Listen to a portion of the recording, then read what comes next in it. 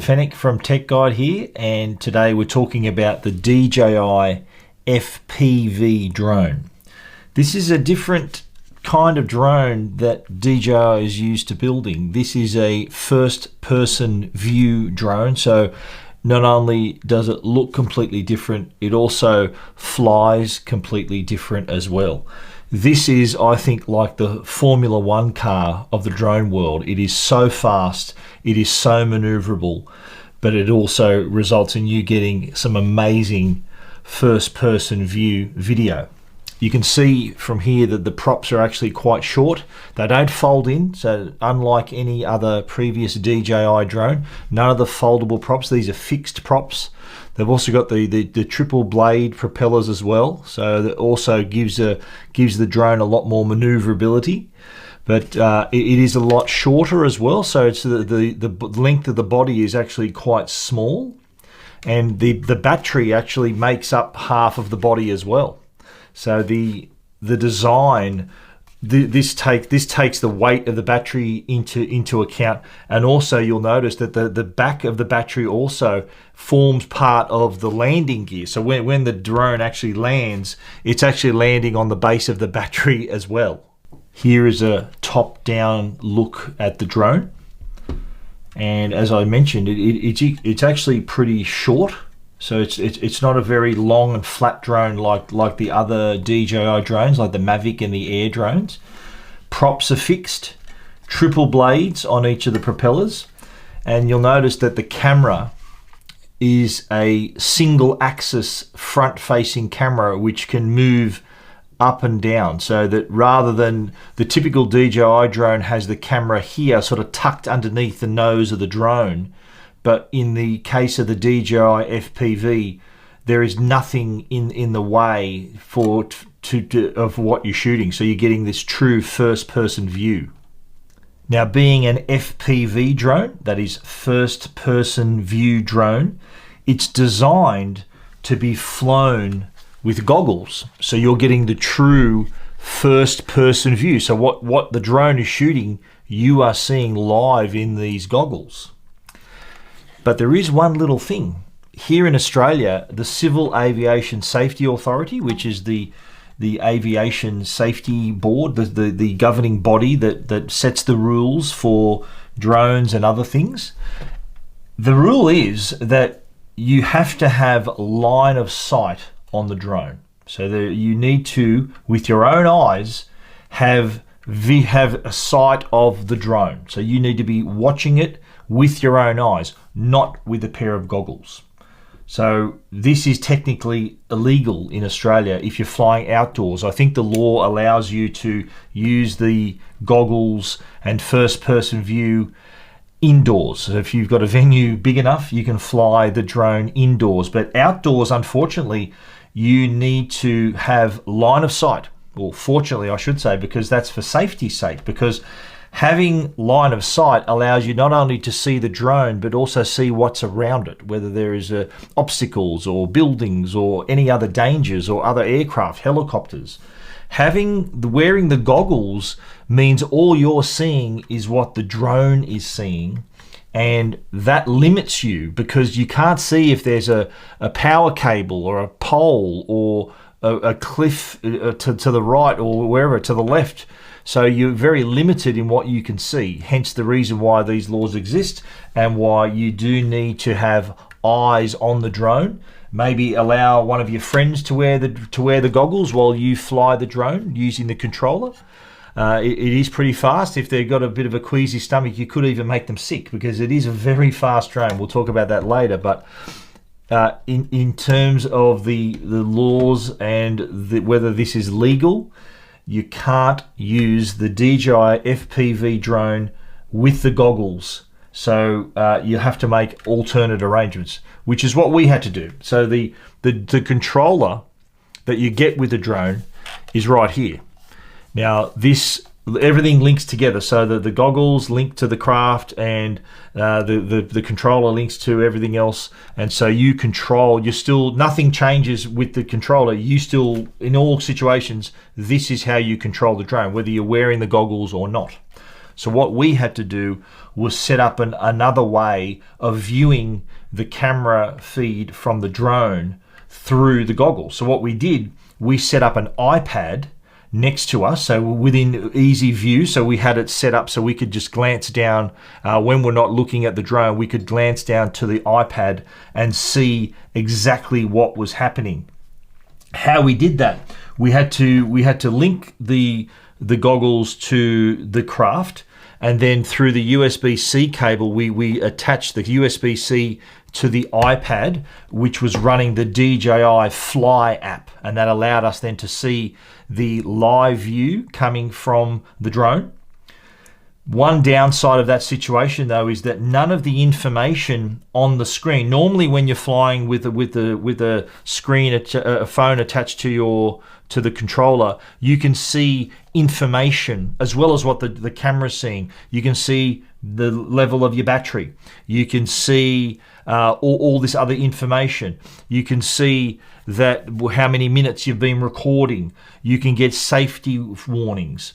When you're wearing the goggles, you get all of that information. But when it's connected to the iPad and we're just glancing down, all we see is the camera. We don't see the battery level. We don't see the how long we've been recording the video, or how much memory we have left, and any other safety information. So that's really one of the downsides of using this in Australia, at least. I don't know what the laws are around the world, but having the goggles linked to the iPad and having the view from the iPad while we are controlling the drone with this controller was the only way we could do it. We couldn't even attach a phone because there's nowhere to attach a phone to this. Normally a DJI controller has a clip that allows you to attach a phone.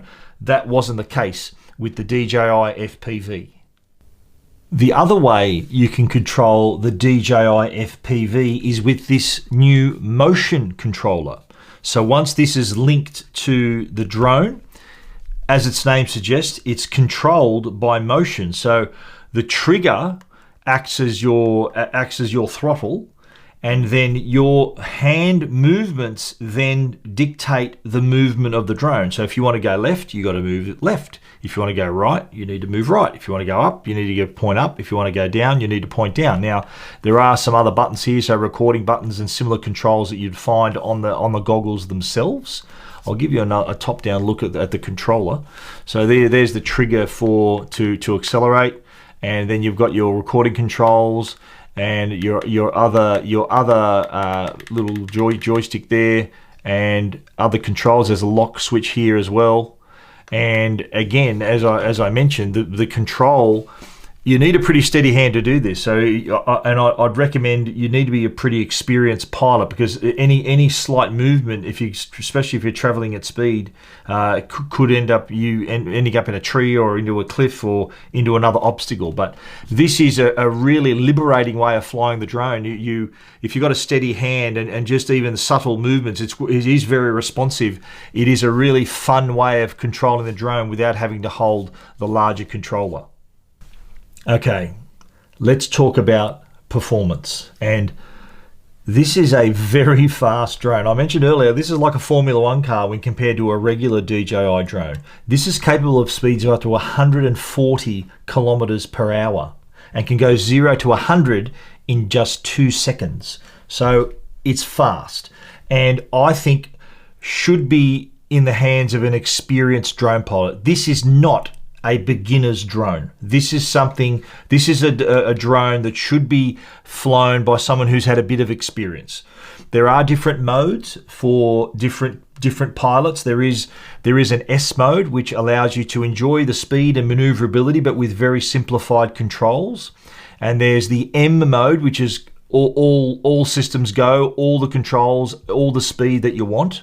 But there's also N mode, which allows you, like a beginner, for example, to still fly the DJI FPV, but the speeds are reduced, everything's simplified, so it does fly like a regular drone. It's not just off the leash like on those other modes. So if you are a beginner, N mode, which I think stands for normal mode, is what I would recommend, because you don't want this to be going too fast too soon. If you're a beginner, in the hands of an experienced pilot, you can capture some stunning footage, and the speed and the maneuverability really requires a skilled hand at the controls.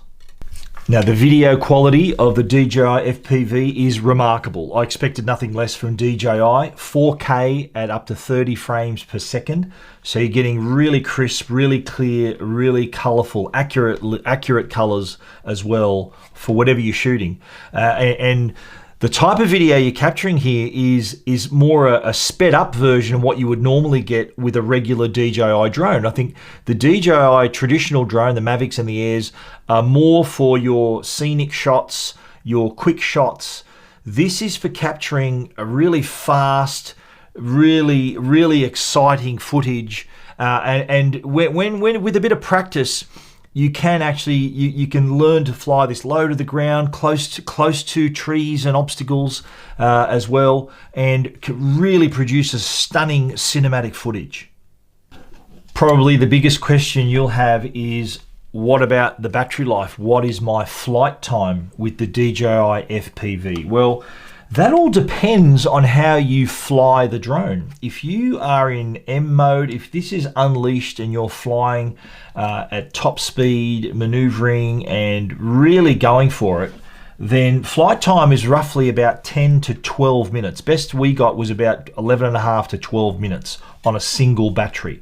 If you're a little bit more conservative, if you're flying at 40 kilometers an hour on the N mode, normal mode, then you may get up to about 20 minutes of flight time. With that in mind, I would recommend anyone who's seriously considering purchasing the FPV, I would opt for the Fly More kit. Now, what that involves is you get, the drone is purchased on its own, so you get that, and then there's no Fly More combo in this case, so you still have to buy the drone on its own with its battery, the controller and the goggles.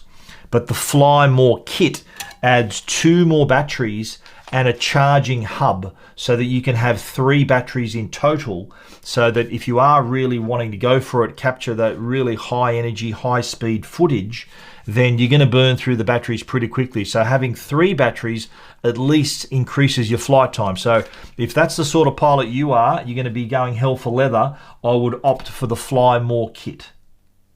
So there it is, the DJI FPV. This is a drone of a different kind. If you're after a traditional drone, something that you want to just capture some nice photos, nice footage, enjoy the quick shots, then there are plenty of other choices. This is a pretty specialist drone, and a drone that will allow you to capture a different type of videos, really high energy, really high speed. It's a lot of fun to fly. I got to say, I really enjoyed flying this, just seeing it fly around, making those sharp, almost 90-degree turns. It's remarkable, the performance that you get from the DJI FPV, as is the video footage that you get as well. That is remarkable as also. So I think if you're a good pilot, you want to capture that really high energy footage, the really fast footage, then the DJI FPV is definitely worth a try.